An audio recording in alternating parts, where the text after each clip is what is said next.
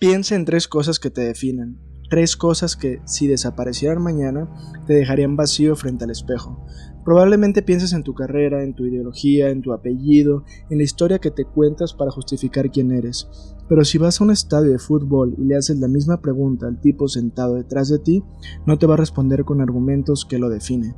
Te va a mostrar un escudo tatuado en la piel, una bandera colgando de la tribuna, los colores de un equipo que defendería con más pasión que a sí mismo. Te diré el nombre de su club antes que su propio apellido, y entonces aparece la siguiente pregunta incómoda. ¿Quién está más cuerdo?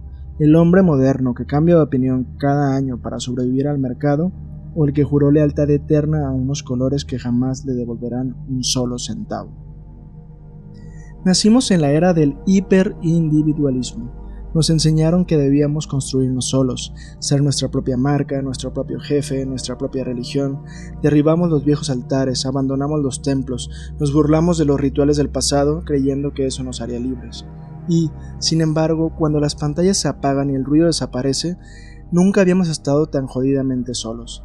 La narrativa oficial insiste en que el fútbol es solo entretenimiento, 22 hombres corriendo detrás de una pelota, un negocio multimillonario diseñado para vender camisetas, apuestas, suscripciones y derechos de transmisión. Eso es lo visible, la superficie limpia, la explicación higiénica, pero debajo del espectáculo hay algo mucho más antiguo moviéndose entre las gradas, algo que no murió con la modernidad. El sentido de pertenencia.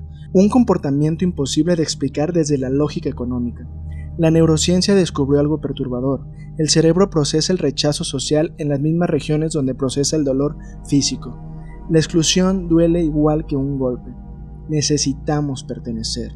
El miedo más profundo del ser humano no es morir, es quedarse fuera del grupo, ser el que nadie mira, el que nadie nombra. Por eso, cuando tu equipo pierde, tu cerebro no interpreta la derrota como la derrota de una empresa privada ajena a ti, que prácticamente es lo que es un equipo de fútbol, sino que tu cerebro interpreta una amenaza directa a su pertenencia, a tu pertenencia. Mira la escena con honestidad. Un hombre viaja cientos de kilómetros a un estadio, gasta gran parte de su sueldo, compra los mejores boletos y aparte soporta lluvia, frío y humillación solo para ver perder a su equipo. Si el fútbol fuera simple entretenimiento, ese hombre había cambiado de proveedor hace años. Hubiera elegido otro equipo como eliges otra serie de Netflix. Pero ese es el punto, no es entretenimiento, es pertenencia. Por eso ese hombre que va al estadio a ver perder a su equipo no se va, se queda ahí, empapado, quebrado, cantando entre lágrimas bajo la lluvia como si defendiera algo sagrado. Entonces aparece la verdadera pregunta: ¿por qué nos aferramos con tanta violencia a aquello que también nos hace sufrir?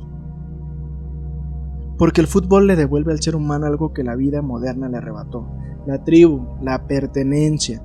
La camiseta no es tela, es una armadura psicológica. Cuando te la pones, dejas de cargar por un momento con el peso insoportable de ser tú mismo. Ya no eres el profesionista agotado, ni el estudiante perdido, ni el adulto que finge tener respuestas mientras se desmorona por dentro. Te conviertes en parte de algo más grande, eres parte de una comunidad, te diluyes en la multitud. Y en el instante exacto en que cae el gol, desaparecen las fronteras individuales. Abrazas a un desconocido como si fuera tu hermano, aunque piense distinto, aunque vote distinto, aunque vista distinto, aunque en cualquier otra calle o lugar jamás se dirigirían la palabra. Durante 90 minutos, el concreto, el sudor y el ruido los convierten en una sola entidad emocional, en una tribu. El uniforme no existe para diferenciar jugadores, existe para recordarle desesperadamente al espectador a qué bando pertenece. Aquí está la verdad incómoda. Tú no elegiste racionalmente a tu equipo, tu cerebro lo eligió como refugio. La modernidad destruyó las tribus prehistóricas, pero no destruyó el cableado evolutivo que necesita pertenecer a algo. Seguimos necesitando un nosotros enfrentando a un ellos para sostener nuestra identidad. Henry Tajfel lo demostró con la teoría de la identidad social.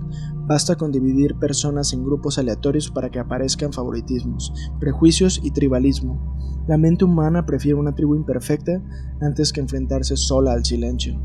Y Gustave Le Bon terminó de describir el mecanismo hace más de un siglo. Cuando el individuo entra en la multitud, su personalidad consciente se disuelve, la razón se debilita, la voluntad individual se entrega al cuerpo colectivo. Y aquí es donde la Matrix se completa. porque los intelectuales que desprecian el fútbol llamándolo opio del pueblo creen estar fuera del juego, piensan que ellos sí son racionales, superiores, imparciales. Pero su tribu funciona exactamente igual, su superioridad moral, su círculo ideológico, su necesidad obsesiva de aprobación intelectual, sus códigos, sus enemigos, todo opera bajo el mismo instinto tribal que critican. Por otro lado, el fanático radical tampoco quiere aceptar la verdad, dice que su pasión es pura, mística, inexplicable, pero muchas veces no es amor lo que lo mantiene ahí, es miedo, miedo al vacío, miedo a no pertenecer, miedo a quedarse solo en un mundo que ya no ofrece identidad ni propósito. O aún peor, es marketing.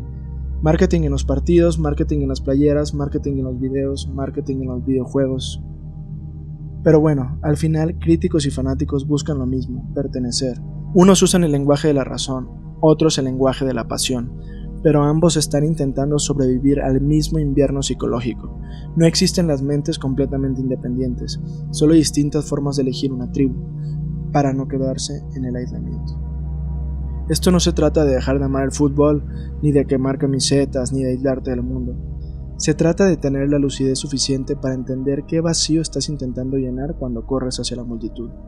Porque quizá el estadio nunca fue solo un estadio, quizá es el último lugar donde todavía puedes sentir pertenencia en una época diseñada para convertir individuos en islas. Y entonces queda la pregunta final, la que nadie quiere escuchar. ¿Quién serás tú cuando el partido termine, cuando el árbitro pite el silbato, las matracas mueran, la porra se calle y ya no exista una multitud donde perderte? Cuando el ruido desaparezca y las luces del estadio se apaguen y estés completamente solo frente al espejo, ¿quién serás tú? No lo sé, pero definitivamente no serás un hincha, no serás un equipo de fútbol y tampoco serás una playera de colores.